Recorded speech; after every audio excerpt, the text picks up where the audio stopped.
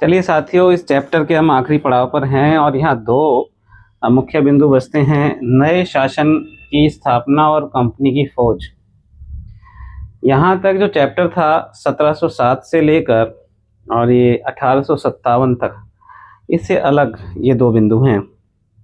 इसमें हम फिर से पीछे जाते हैं और बात करते हैं नए शासन की स्थापना की। और उस समय गवर्नर जनरल थे वारेन हेस्टिंग्स, 1773 से 1785। अब यहाँ पहला ध्यान तो आप लोगों का इनके नाम पर ही जाना चाहिए। रॉबर्ट क्लाइव के बाद ये बहुत ही महत्वपूर्ण व्यक्ति हैं और इससे पहले हमने सर्वोच्चता का दावा पढ़ा जो लॉर्ड हेस्टिंग्स नाम है। लॉर्ड हेस्टिंग्स, यहाँ वारेन हेस्टिंग्स, तो दोनों में डिफरेंस है। ध्यान देंगे, लॉर्ड हेस्टिंग्स सर्वोच्चता का दावा 1813 से 23, लेकिन उससे पहले हैं गवर्नर जनरल वारेन हेस्टिंग्स। बहुत महत्वपूर्ण व्यक्ति हैं और इस किताब में ये अभी आगे कई बार आने हैं। प्राच्यवादी हैं। एशियाटिक सोसाइटी ऑफ बंगाल की स्थापना के समय विलियम जोन्स, और जब हम भारत में शिक्षा के विषय में पढ़ेंगे तो वहाँ इनका नाम आएगा। कलकत्ता में मदरसा की स्थापना और बहुत सारे काम इन्होंने करवाए।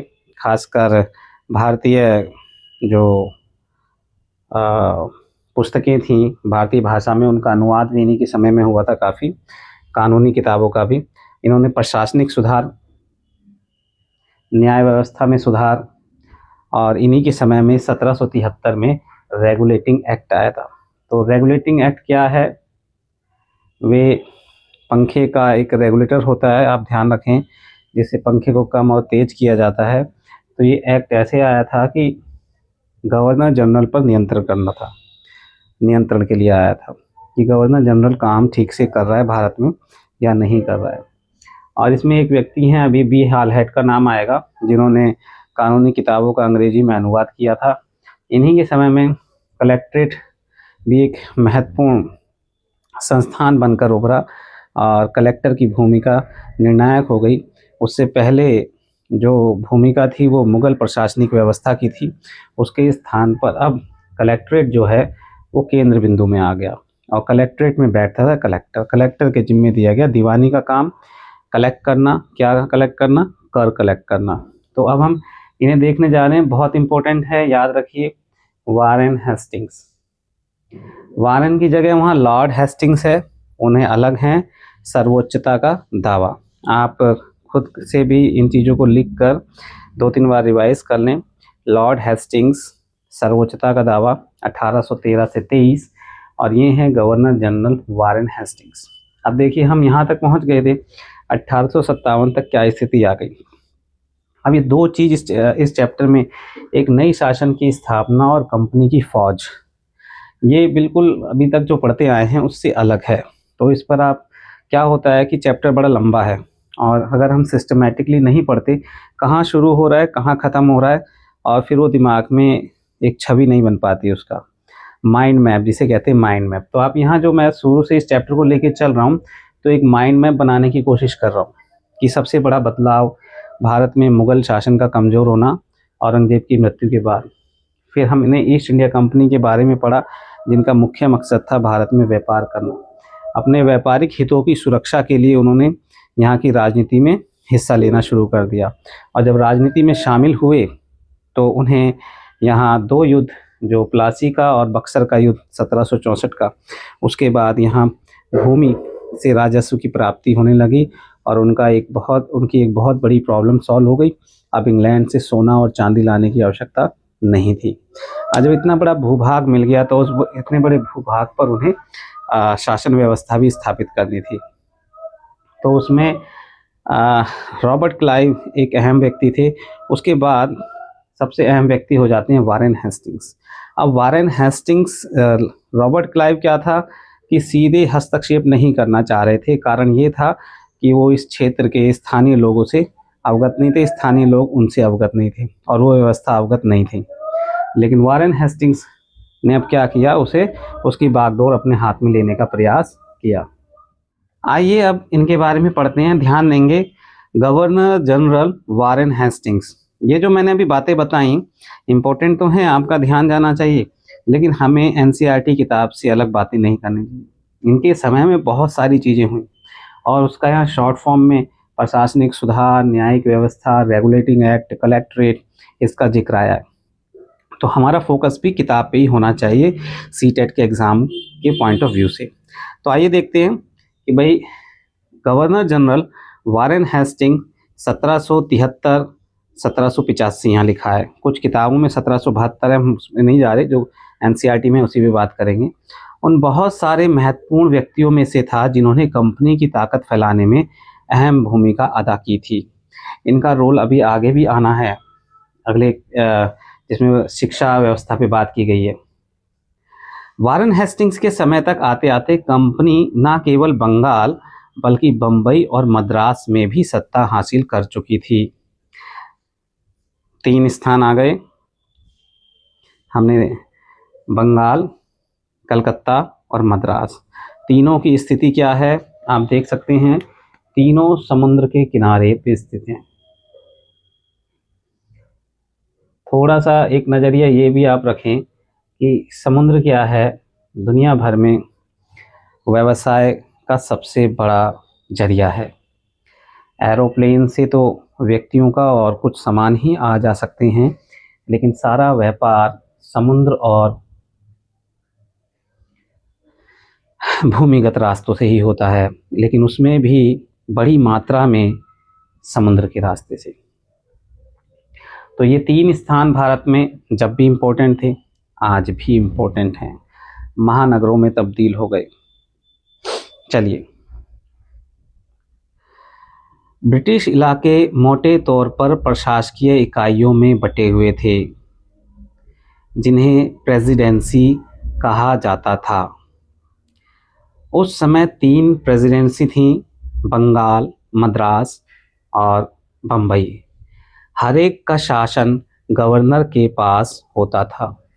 तीनों जगह गवर्नर थे, लेकिन बाद में क्या हुआ, बंगाल के गवर्नर को इनमें बड़ा पद दे दिया गया और बाकी गवर्नर उसके अधीन आ गए।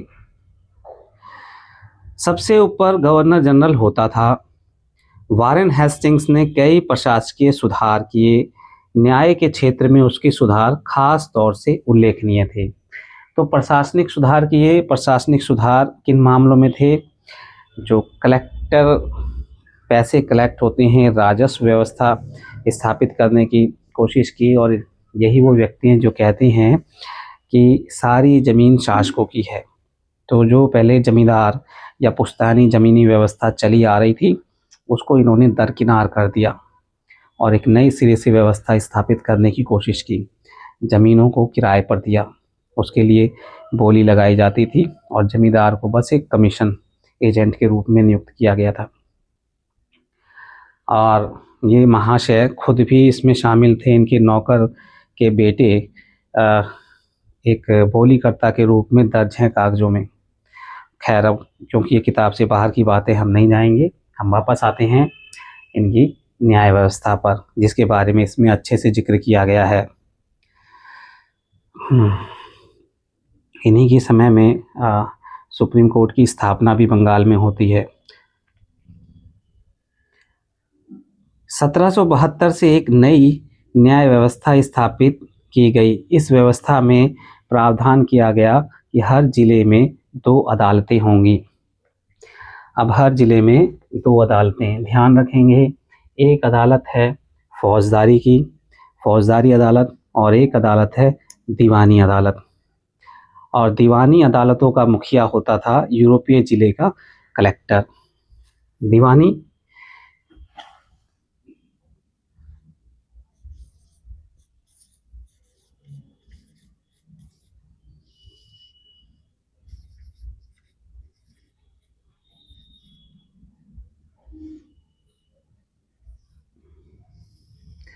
पहले नवाब द्वारा नियुक्त कर्मचारी हुआ करते थे, पैसे यानी कि कर कलेक्ट किया करते थे।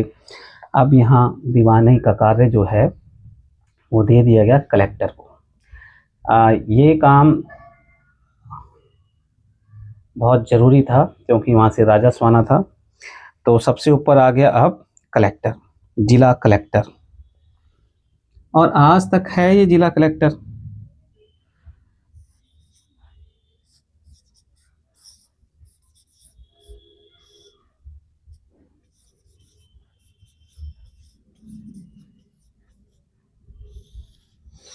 दीवानी अदालत यानी कि राजस्व संबंधित कार्य। मौलवी और हिंदू पंडित उनके लिए भारतीय कानूनों की व्याख्या करते थे। अभी तक मुगलीय न्याय व्यवस्था लागू थी और मुगलीय न्याय व्यवस्था में ये तीन नाम इम्पोर्टेंट थे, काजी, मुफ्ती और मौलवी। काजी, मुफ्ती और मौलवी। काजी यहाँ बॉक्स में दे रखा है, एक न्यायाधीश होता था। मुफ्ती मुस्लिम समुदाय का एक न्यायविद जो कानून की व्याख्या करता था। काजी इसी व्याख्या के आधार पर फैसले सुनाता था और इसमें मौलवियों की भी अहम भूमिका होती थी।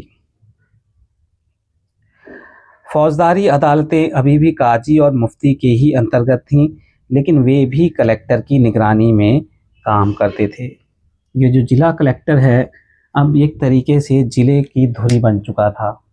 इसकी देखरेख में ही न्याय व्यवस्था और राजस्व व्यवस्था, आगे चलकर शिक्षा विभाग और उस जिले में शांति बनाए रखने का कार्य भी कलेक्टर के जिम्मे ही होता है। आज भी ऐसा ही होता है। आज भी ये पता ऐसा है कि सरकारी विद्यालय हो या कहीं कानून व्यवस्था की बात हो, आपस में विवाद लोगों में हो जाए, पुलिस उसमें इन्वॉल्व होती है, लेकिन रिपोर्ट कलेक्टर को ही बनानी होती है, जो सीधे भारत सरकार या राज्य सरकार को पहुंचाते हैं। चलिए आगे देखते हैं। एक बड़ी समस्या थी भाई, न्यायिक जो व्यवस्था स्थापित करने का प्रयास किया गया यहाँ पर, पहले से चलती आ रही है मुगल न्याय व्यवस्था, उसमें थोड़ा सा सुधार किया गया। अब लेकिन यहाँ समस्या आती थी। जब औरंगजेब की मृत्यु हो गई उसके बाद अव्यवस्था फैली हुई थी। न्यायाधीश जो है अगर किसी ने खून कर दिया तो पैसे लेकर भी उसे छोड़ दिया करते थे। उस समय एक अव्यवस्थित स्थिति थी। ऐसे में उसके पीछे क्या रीज़न थे? एक बड़ी समस्या यह थी कि ब्राह्मण पंडित धर्मशास्त्र की अलग अलग शाखाओं के हिसाब से स्थानीय कानूनों की अलग अलग व्याख्या कर देते थे। इस भिन्नता को खत्म करके समरूपता लाने के लिए 1775 में 11 पंडितों को भारतीय कानूनों का एक संकलन तैयार करने का काम सौंपा गया, ताकि अब जो भी न्यायिक फैसले लिए जाएं उनमें समरूपता होनी चाहिए। अगर समरूपता नहीं होगी तो लोगों को न्याय में विश्वास कैसे होगा? एन बी हॉलहेड, सॉरी यहाँ बी लिखा हुआ है, एन.बी. हॉलहेड है यहाँ पूरा नाम, ने इस संकलन का अंग्रेजी में अनुवाद किया। ये दो लाइनें अगर स्टेटमेंट में आ जाएंगी तो परेशानी का कारण बन जाएंगी। तो एन.बी. हॉलहेड भी एक नाम है जो आप यहाँ ध्यान रखेंगे। और इनका कार्य क्या था?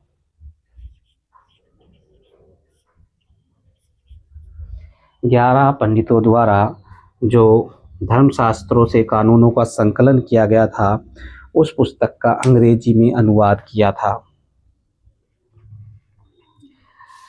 1773 के रेगुलेटिंग एक्ट के तहत एक सर्वोच्च न्यायालय की स्थापना की गई। 1773 में रेगुलेटिंग एक्ट, इसको याद इस तरीके से रखें कि वारेन हेस्टिंग्स को नियंत्रित करने के लिए, यानी गवर्नर जनरल को नियंत्रित करने के लिए ये कदम उठाया गया था। ऐसा लगता था कंपनी के कई लोगों को बड़े पदों पर बैठे हुए कि भारत में गवर्नर जनरल जो है वो भ्रष्टाचार में संलिप्त है। तो ऐसे में जो फैसले ले रहा है तो वो बहुमत से लिए जाने चाहिए। तो एक परिषद बना दी गई, 4 सदस्य और एक वारेन हेस्टिंग्स, 5 सदस्यों की एक परिषद हो गई और वो परिषद बहुमत के आधार पर फैसले लेगी। जब तक ये महोदय रहे तो रेगुलेटिंग एक्ट के तहत जो लोग सदस्य रहे आपस में झगड़े होते रहे और उसी झगड़े का नतीजा था, आप पिछले वाले पेज पर एक चित्र देख रहे हैं जी, वारेन हेस्टिंग्स पर मुकदमा आरजी पोलार्ड द्वारा चित्रित 1789, यानी कि महाअभियोग चलाया गया उन पर। लाइन लिखी है वो भी इम्पोर्टेंट है, पढ़ लेते हैं। जब वॉरेन हेस्टिंग्स 1785 में इंग्लैंड लौटा तो एडमंड बर्के ने उस पर बंगाल का शासन सही ढंग से न चलाने का आरोप चढ़ दिया। इस आरोप के चलते हेस्टिंग्स पर ब्रिटिश संसद में महाअभियोग का मुकदमा चलाया गया, जो 7 साल तक चला। अब ये 7 साल तक चल रहा है, देखो इसमें कितनी पब्लिक दिखाई गई है। ये 7 साल तक चला। जो जिन्होंने इन पर जो आरोप लगाए थे, धीरे धीरे उनकी मृत्यु हो गई, तो ये मुकदमा भी अपने आप में गायब हो गया। भारत में होता, अभी भी भारत में ये होता है, भ्रष्टाचार का कोई आरोपी है, जैसे भाई बहुत सारे लोग पैसा हजम करके चले गए विदेश, उन्हें भी आज के समय का आप गवर्नर जनरल ही मानिए। इतनी ही संपत्ति ये भी लोग लेके जाते थे जितनी संपत्ति कई लोग विदेश चले गए हैं, और अगर वो मर जाएंगे तो सारे केस बंद। तो ऐसा ही यहाँ है। आइए आगे चलते हैं। इसके अलावा कलकत्ता में अदालत सदर निजामत अदालत की भी स्थापना की गई। अब यहाँ इसे समझने वाली बात है कि देखिए जो न्यायपालिका थी वो किस तरीके से काम कर रही थी। तो साथियों इसमें एक लाइन थी ये लास्ट की, जरा इसे भी समझ लें। इसके अलावा कलकत्ता में अपीली अदालत सदर निजामत अदालत की भी स्थापना की गई। तो ये अदालत किस रूप में कार्य करती थी? जिला निजामत, ये अदालत थी निचले स्तर पर। फिर यहाँ से अपील कर सकते थे सदर निजामत में, और इस सदर निजामत में होते थे सबसे ऊपर काजी, एक मुफ्ती और 3 मौलवी, और इनको देखने के लिए होते थे एक परिषद होती थी जिसमें 3 से 4 लोग सदस्य होते थे। तो इस तरह की न्यायपालिका की व्यवस्था वहाँ पर वॉरेन हेस्टिंग्स द्वारा की गई थी, गवर्नर जनरल द्वारा की गई थी।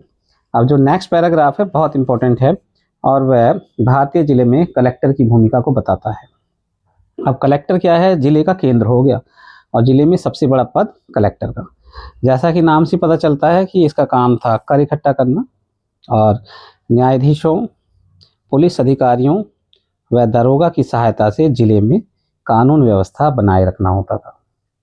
आज भी कलेक्टर का सबसे बड़ा काम यही है कि जिले में कानून व्यवस्था को बनाए रखना। अगर जिले में कोई भी घटना होती है तो कलेक्टर को ज़रूर पता होनी चाहिए, और जिससे वे सरकार को अवगत कराते हैं। तो उसका कार्यालय कलेक्ट्रेट कहलाता था। सत्ता और संरक्षण का नया केंद्र बन गया, जिसने पुराने सत्ता केंद्रों को हाशिए पर ढकेल दिया। तो यहाँ हमारा ये टॉपिक जो था नए शासन की स्थापना, और ख़ासकर गवर्नर जनरल वॉरेन हेस्टिंग्स द्वारा किए गए प्रशासनिक और न्यायिक सुधारों की यहाँ पर बात की गई। इसमें जो सिलसिलेवार से बिंदु लिखे थे आप एक बार ध्यान दे लें उन पर। अब नेक्स्ट टॉपिक है कंपनी की फौज। साथियों नेक्स्ट है इसमें कंपनी की फौज, और ये बहुत इंपॉर्टेंट पैराग्राफ यहाँ पर दे रखा है। अब फौज का बहुत ही इम्पोर्टेंट रोल रहा है, ना सिर्फ पहले था, आज भी है। आज भी समय समय पर इस ओर बड़ा ध्यान दिया जाता है, और एक राजनीतिक विषय बनता है। तो कंपनी की फौज, कंपनी के साथ भारत में शासन और सुधार के नए विचार तो आए, लेकिन उसकी असली सत्ता सैनिक ताकत में थी। उसकी असली सत्ता जो थी वो सैनिक ताकत में थी। क्यों थी सैनिक ताकत में?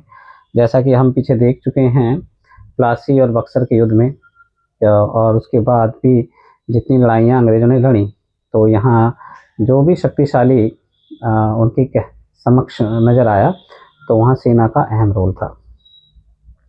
तो उससे पहले हम मुग़ल फ़ौज की बात कर लेते हैं। मुग़ल फ़ौज मुख्य रूप से सवार घोड़े पर चलने वाले प्रशिक्षित यानी कि ट्रेंड सवार होते हैं, और पैदल सेना थी। उन्हें तीरंदाजी और तलवारबाजी का प्रशिक्षण दिया जाता था।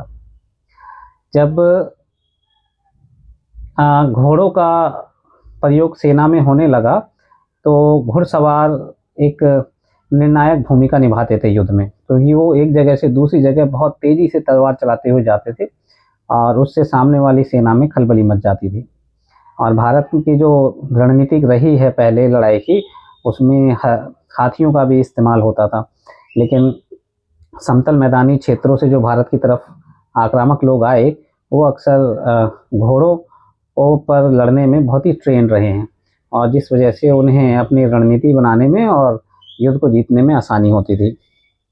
तो सेना में सवारों का दबदबा रहता था, और मुगल साम्राज्य को एक विशाल पेशेवर प्रशिक्षण वाली पैदल सेना की जरूरत महसूस नहीं होती थी। इस लाइन पर आपको इम्पोर्टेंट है, ध्यान देना है कि उन्हें ट्रेंड पैदल सेना की आवश्यकता महसूस नहीं होती थी। अब यहाँ जो फौज है कंपनी की, उसमें बस यही परिवर्तन आना है। क्यों? इसके पीछे कारण है कि भाई युद्ध तकनीक बदल गई है। जहाँ तलवारें और तीर चलते थे, वहाँ बंदूक चलने लगी है, तोप चलने लगी है।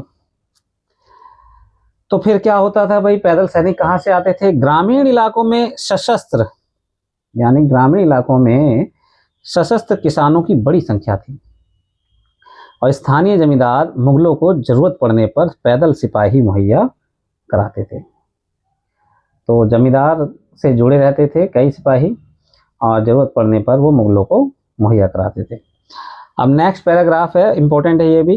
18वीं सदी में जब अवध और बनारस, अवध का क्षेत्र लखनऊ के आसपास का, जैसी रियासतों ने किसानों को भर्ती करके उन्हें पेशेवर सैनिक प्रशिक्षण दिया जाने लगा, तो यह सूरत बदलने लगी। अब ट्रेनिंग दी जाने लगी। ईस्ट इंडिया कंपनी ने जब अपनी सेना के लिए भर्ती शुरू की, तो उसने भी यही तरीका अपनाया। अंग्रेज अपनी सेना को सिपाही, जो भारतीय शब्द सिपाही से बना है, आर्मी कहते थे। आर्मी आज भी यूज होता है ये आर्मी वर्ड।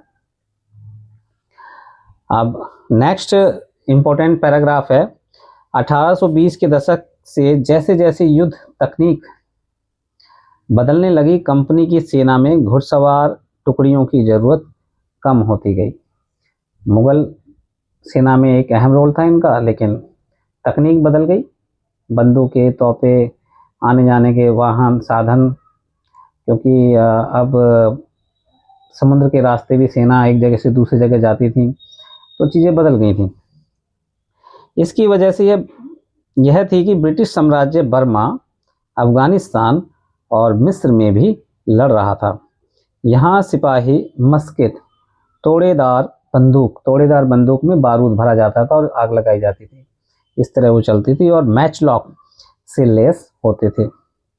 कंपनी की सेना के सिपाही को बदलती सैनिक आवश्यकताओं का ध्यान रखना पड़ता था, और अब उसकी पैदल टुकड़ी ज़्यादा महत्वपूर्ण होती जा रही थी। तो देखिए, एक लंबे भूभाग पर कंपनी लगातार युद्ध लड़ती जा रही है। अफगानिस्तान में लंबी लड़ाई चली, मिस्र में चल रही है, बर्मा में चल रही है, भारत में भी कई जगह लड़ाई हुई। तो आप देखिए, वो लगातार लड़ते ही रहे। जिस तरह से आज अमेरिका की स्थिति है, वो भी कई मोर्चों पर कुछ 1-2 साल बाद कहीं ना कहीं उसकी लड़ाई चलती ही रहती है। अब ये इससे होता क्या है कि एक्सपीरियंस, अनुभव बढ़ता है, और अनुभव के आधार पर उनकी रणनीति बनाना और उस पर कार्रवाई करना वो मजबूत होते हैं। और यही कारण था कि भारतीय शासक जो है बाहर से आने वाले आक्रामकों का सामना नहीं कर पाते थे, क्योंकि उनका एक्सपीरियंस कहीं ना कहीं भारी पड़ता था। 19वीं सदी की शुरुआत में अंग्रेज एक समरूप सैनिक संस्कृति विकसित करने लगे थे। समरूप, समान, एक जैसी। सिपाहियों को यूरोपीय ढंग का प्रशिक्षण, ट्रेनिंग, अभ्यास और अनुशासन सिखाया जाने लगा। बहुत इम्पोर्टेंट है, ये लाइन भी है साधारण सी, लेकिन है अपने आप में बहुत इम्पोर्टेंट रोल है इसका। और आज तक वो प्रथा ऐसे ही जारी है कि भाई प्रशिक्षण, ट्रेनिंग दी जाती है, अभ्यास कराया जाता है और अनुशासन सिखाया जाता है। सेना में अनुशासन ही सिखाया जाता है। तो आज भी जो युद्ध अभ्यास हैं एक देश का दूसरे देश से, और देश के अंदर भी जो है फोर्सेस आपस में एक युद्ध अभ्यास करती रहती हैं, ताकि कभी भी विपरीत परिस्थिति में उसका सामना कर सकें। अब उनका जीवन पहले से भी ज़्यादा नियंत्रित था, कंट्रोल था। पहले तो भाई मुगलों के समय में किसान गांव से जुड़े रहते थे, तो अपने रीति रिवाज, धर्म आदि को पूरा पालन करते थे। लेकिन अब यहाँ अनुशासन में रहना है, ट्रेनिंग है, तो यहाँ चीज़ें परिवर्तित हो रही हैं। इस कोशिश में कभी कभी समस्याएं भी आ जाती थी, क्योंकि पेशेवर सिपाहियों की सेना खड़ा करने के चक्कर में अंग्रेज कई बार जाति और समुदाय की भावनाओं को नज़रअंदाज कर देते थे। होता भी ये था। और देखो, जब हम पीछे इतिहास पढ़ते हैं तो उसमें अगर कहीं बड़ी सेना इकट्ठी है और युद्ध की तैयारी है तो ये जो जातिगत और धार्मिक मान्यताएं हैं उसके आधार पर अलग अलग भोजन बनता था। लेकिन यहाँ जब सेना को समरूप बनाना है तो उन चीज़ों को नज़रअंदाज करना होगा, ट्रेन करना है, अभ्यास कराना है और अनुशासन में रखना है, जो इम्पोर्टेंट चीज़ है। भला लोग अपनी जाति और धार्मिक भावनाओं को इतनी आसानी से कैसे छोड़ सकते थे? क्या वे खुद को अपने समुदाय का सदस्य मानने की बजाय सिर्फ सिपाही मान सकते थे?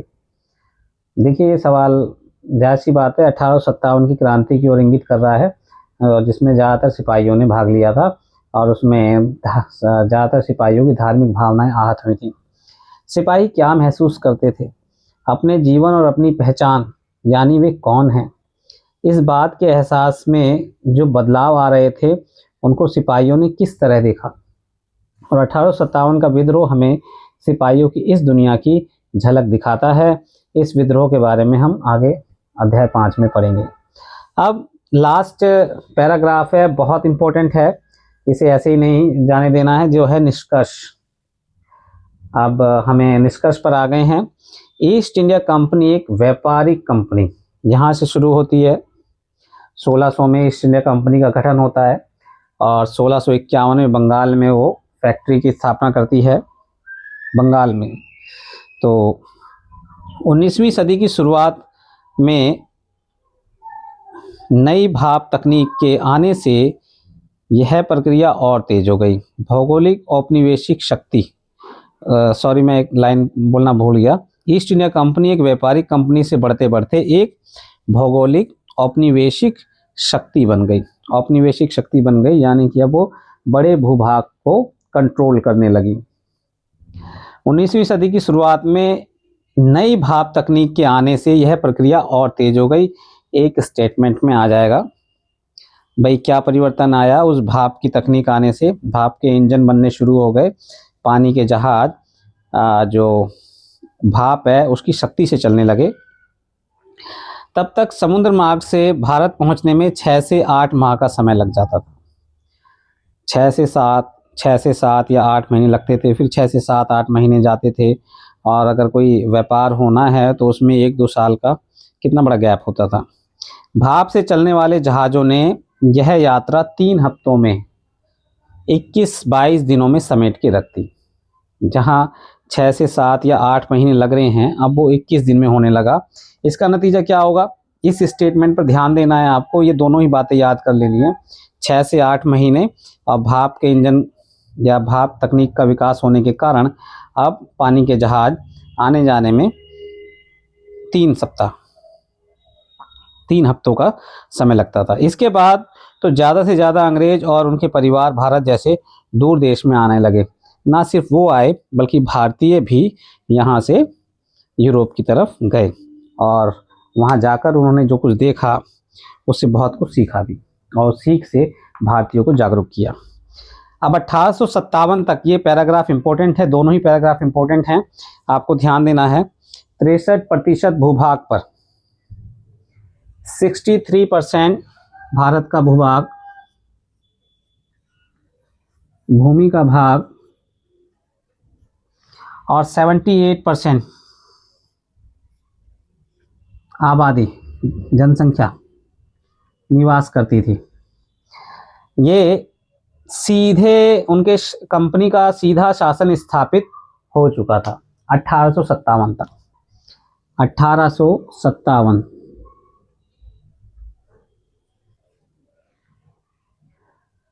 दूसरी चीज कि भाई जब 63% भूभाग है, जो बाकी बचा भूभाग है, वहां पे इनडायरेक्टली इनका प्रभाव था। डायरेक्टली इतने पर था और इनडायरेक्टली भी प्रभाव था, यानी कि इनकी इजाजत के बिना पत्ता नहीं हिल सकता था।